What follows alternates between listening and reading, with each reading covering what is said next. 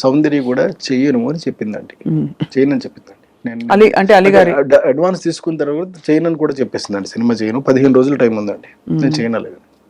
చేయకపోతే మానేయమ్మా, ఎందుకు చేయవు నేను తెలుసుకోవాలి మరి, ఎందుకంటే 15 రోజుల్లో ఉంది కదా మరి. అయితే లేదండి, పెద్ద పెద్ద హీరోలు అందరూ కూడా ఇలాగా ఆలీ పక్కన చేస్తున్నాం ఏమిటి అని చెప్పి కొంచెం హెసిటేట్ చేస్తున్నారండి అని చెప్పి చెప్పింది.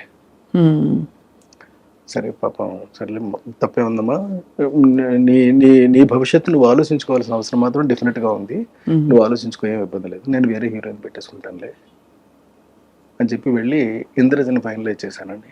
ఏంటి సార్? ఇంద్రజని, ఇంద్రజ గారు ఇంద్రజని ఫైనలైజ్ చేసి, అప్పుడు ఏదో చిన్న బేబీ లైట్ లా ఉంటే ఆ లైట్ వేయండి అని చెప్పాను. ఏదో షూటింగ్లో ఉందండి ఇంద్రజ, లైట్ వేస్తే చూసి అమ్మాయి బాగుంది ఓకే అని చెప్పాను. అంటే నేను ఆలోచించాలి ఫేస్ వరకే కదా, నేనేమి చూసి ఇవన్నీ చూడవలసిన అవసరం నాకు లేదు. ఎప్పుడు అసలు మీరు ఒక అది అంటే కన్సిడర్ చేయలేదు సార్, ఫిగర్ ఎలా ఉంది?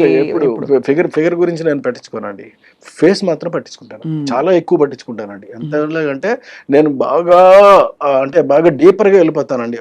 అంత పర్ఫెక్షన్ వస్తుందా రాదా, ఎక్స్ప్రెషన్ అంటే కళ్ళతోటి చెప్పేది ఉంటుంది.